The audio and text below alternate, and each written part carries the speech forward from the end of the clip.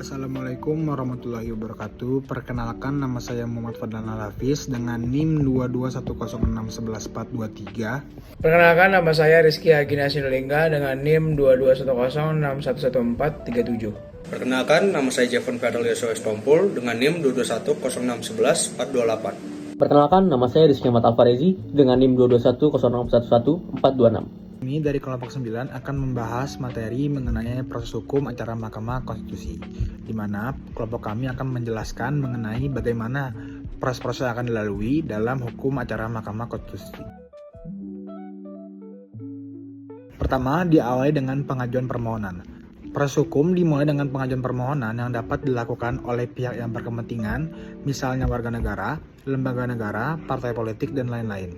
Permohonan ini dapat terkait dengan uji materi terhadap undang-undang, atau judicial review, sengketa hasil pemilu, atau permohonan lain yang diatur oleh Mahkamah Konstitusi. Kemudian, jika permohonan berkaitan dengan uji materi, pemohon harus menunjukkan bahwa undang-undang yang dimohonkan uji tidak sesuai dengan konstitusi.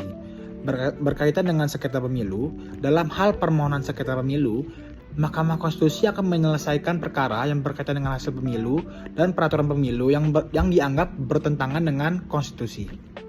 Kemudian, pada tahapan kedua, dilanjutkan dengan pemeriksaan permohonan. Pada tahap pemeriksaan permohonan diawali dengan pendaftaran dan verifikasi.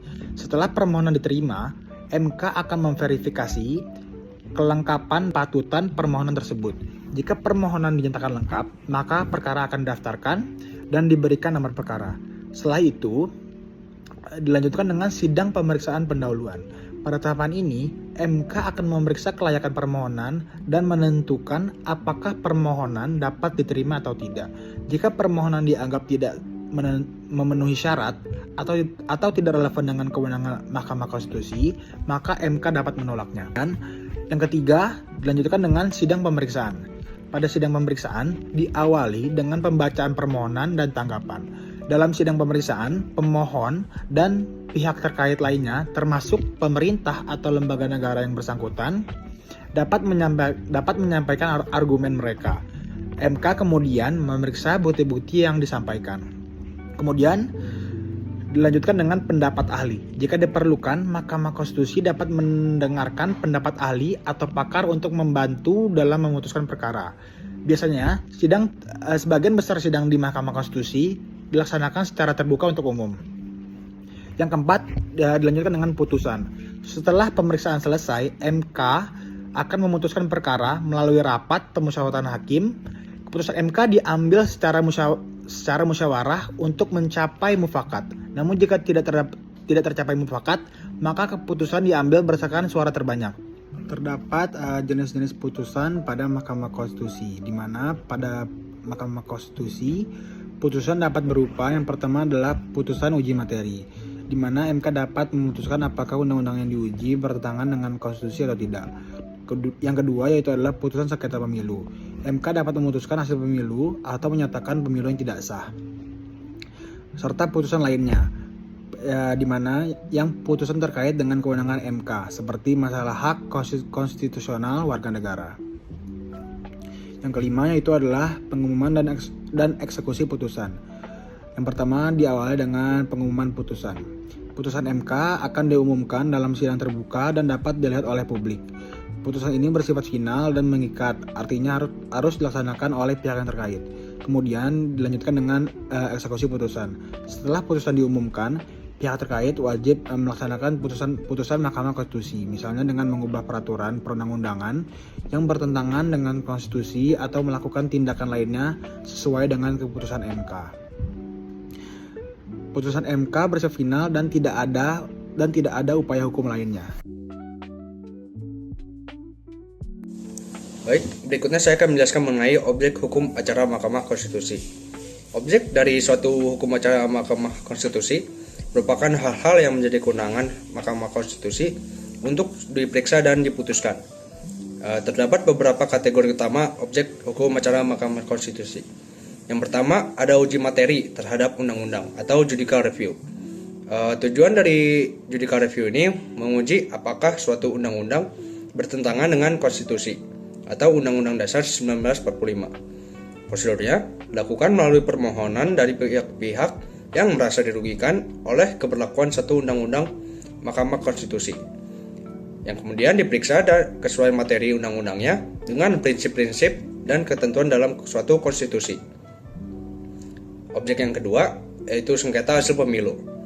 Tujuan dari objek ini yaitu menyelesaikan sengketa hasil pemilu, baik pemilu legislatif maupun pemilu presiden dan wakil presiden. Objeknya suatu hasil pemilu yang dinilai tidak sah atau ada kecurangan yang mempengaruhi hasil pemilu.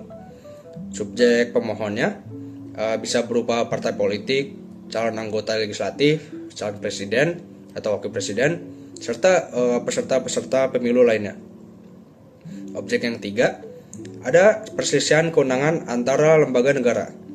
Tujuan dari objek ini menyelesaikan perselisihan kewenangan antar lembaga negara yang tidak dapat diselesaikan melalui mekanisme biasa. Prosedurnya, lembaga negara yang merasa hak dan kewenangannya terganggu dapat mengajukan permohonan ke Mahkamah Konstitusi. Subjek pemohon dari objek ini yaitu lembaga negara yang mengalami konflik kewenangan, contohnya presiden dan anggota-anggota DPR. Objek yang keempat, ada perkara hak konstitusional warga negara. Tujuan dari objek ini mengadili perkara terkait pelanggaran hak konstitusional warga negara yang dijamin dalam Undang-Undang Dasar 1945. Prosedurnya yaitu warga negara yang merasa hak konstitusionalnya dilanggar dapat mengajukan permohonan ke Mahkamah Konstitusi. Subjek pemohon dari objek ini yaitu setiap warga negara yang merasa hak konstitusionalnya terancam atau dilanggar, seperti contohnya hak atas kebebasan berpendapat, hak atas pekerjaan, dan lain-lain. Objek yang kelima yaitu perkara lain yang ditetapkan undang-undang. Tujuannya, Mahkamah Konstitusi dapat memeriksa perkara lainnya yang diatur oleh undang-undang, tidak terbatas pada perkara di atas. Karakteristiknya, perkara ini sangat beragam dan kewenangannya dijabarkan lebih lanjut dalam peraturan pelaksanaan Undang-Undang Mahkamah Konstitusi. Sekian dari saya, berikutnya dilanjutkan oleh teman saya. Oke, selanjutnya saya akan membahas mengenai dasar dan pedoman pokok dalam hukum acara Mahkamah Konstitusi. Hukum acara Mahkamah Konstitusi mengacu pada aturan-aturan yang mengatur proses pemeriksaan dan penyelesaian perkara di Mahkamah Konstitusi itu sendiri. Hukum acara ini bertujuan untuk menjaga keadilan, kepastian hukum, dan efektivitas dalam pelaksanaan tugas dan kewenangan MK itu sendiri, di mana kewenangannya sesuai dengan Undang-Undang Dasar Negara Republik Indonesia tahun 1945 dan peraturan perundang-undangan yang berlaku. Oke, pembahasan pertama mengenai dasar hukum yang menjadi acuan utama dalam penyelenggaraan acara di Mahkamah Konstitusi yaitu terdapat pada Undang-Undang Nomor 24 Tahun 2003 tentang Mahkamah Konstitusi, yang dimana terdapat dalam pasal 10 yang isinya mengenai kewenangan dan prosedur yang diikuti dalam pengajuan perkara di MK. Dan pasal ini juga menjadi landasan utama hukum acara Mahkamah Konstitusi. Selanjutnya juga terdapat pada pasal 56 yang isinya mengatur mengenai mekanisme persidangan dan pemeriksaan perkara, termasuk dalam hal uji materi terhadap undang-undang dan sengketa hasil pemilu. Yang terakhir ada pasal 24C Undang-Undang 1945 yang mengatur kewenangan MK. Pasal ini memberi kewenangan kepada MK untuk menguji undang-undang terhadap konstitusi, memutuskan sengketa hasil pemilu, memutuskan perselisihan kewenangan antar lembaga negara, dan memutuskan perkara lainnya yang ditugaskan oleh undang-undang. Selanjutnya yang menjadi dasar dari MK itu sendiri yaitu Undang-Undang Nomor 48 Tahun 2009 tentang kekuasaan kehakiman, di mana pasal ini mengatur prinsip-prinsip kekuasaan kehakiman dan memberikan pedoman tentang independensi, keterbukaan, dan keadilan dalam pelaksanaan acara Mahkamah Konstitusi. Yang terakhir yaitu ada peraturan Mahkamah Konstitusi, di mana peraturan ini mengatur lebih rinci tentang tata cara, prosedur, serta langkah-langkah yang harus ditaati pada saat perkara diajukan dan sedang berjalannya perkara tersebut. Selain dasar yang mengatur tentang kewenangan Mahkamah Konstitusi, MK itu sendiri mempunyai pedoman pokok di dalam hukum acaranya, yang merujuk pada prinsip-prinsip dasar yang dijalankan dalam setiap proses pemeriksaan perkara yang diajukan. Pada pembahasan ini juga terdapat beberapa prinsip yang menjadi pedoman pokok. Yang pertama yaitu prinsip keterbukaan, di mana prinsip keterbukaan ini menjelaskan bahwa sebagian besar proses persidangan di MK dilaksanakan terbuka untuk umum. Dan prinsip keterbukaan ini juga bertujuan untuk memastikan proses pemeriksaan perkara dapat diakses oleh publik dan menjaga transparansi dalam keputusan-keputusan yang diambil. Yang kedua, terdapat prinsip independensi dan imparsialitas, di mana prinsip ini menjelaskan bahwa MK harus bebas dari pengaruh kekuasaan manapun dan harus memastikan bahwa setiap perkara yang diperiksa dan diputuskan berdasarkan hukum dan keadilan tanpa tekanan dan pengaruh manapun. Dan prinsip imparsialitas juga menjelaskan setiap hakim Mahkamah Konstitusi harus bertindak secara objektif dan tidak memihak dalam memutuskan perkara. Yang ketiga, terdapat prinsip keadilan dan kepastian hukum. Pada prinsip ini, proses hukum di Mahkamah Konstitusi bertujuan untuk menciptakan keadilan bagi semua pihak yang terlibat. Hal ini termasuk hak pemohon untuk mendapatkan perlindungan hak konstitusionalnya dan mencapai keputusan yang adil. Dan pada prinsip ini, Mahkamah Konstitusi harus memastikan bahwa keputusan yang diambil memiliki kepastian hukum dan dapat dijalankan dengan tegas oleh pihak-pihak yang terlibat, seperti pemerintah, lembaga negara, atau bahkan warga negara sekalipun.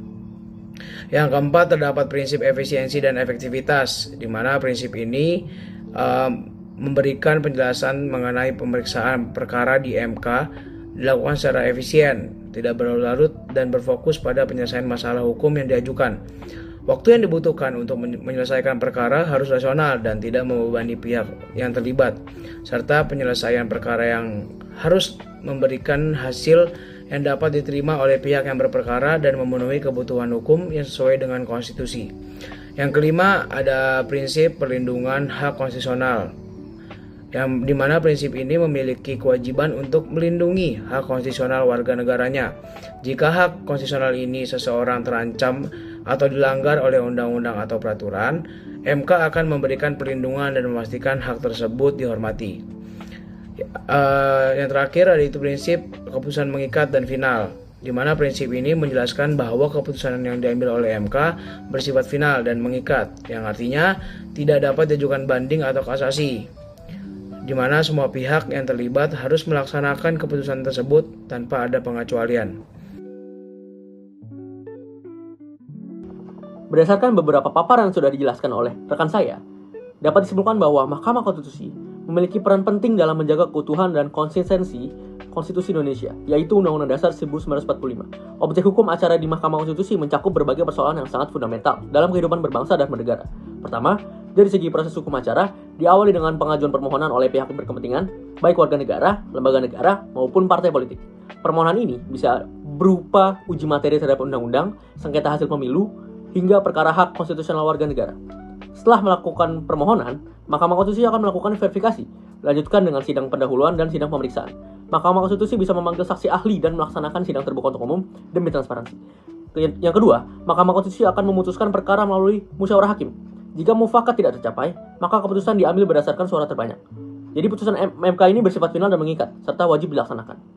Yang ketiga, objek perkara di Mahkamah Konstitusi meliputi uji materi undang-undang, yaitu untuk menguji apakah undang-undang tersebut bertentangan dengan Undang-Undang Dasar 1945. Yang kemudian ada sengketa hasil pemilu, baik legislatif maupun presiden atau wakil presiden, perselisihan kewenangan antar lembaga negara seperti presiden dengan DPR, kemudian pelanggaran hak konstitusional warga negara seperti hak berpendapat, bekerja, dan lain-lain.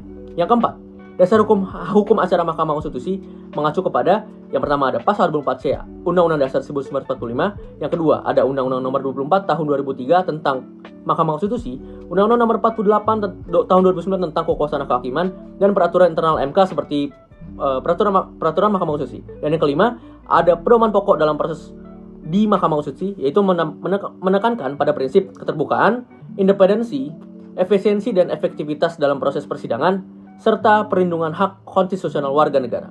Jadi kesimpulannya adalah, Mahkamah Konstitusi adalah benteng terakhir untuk menjaga konstitusi, menjamin keadilan hukum, dan melindungi hak-hak konstitusional rakyat.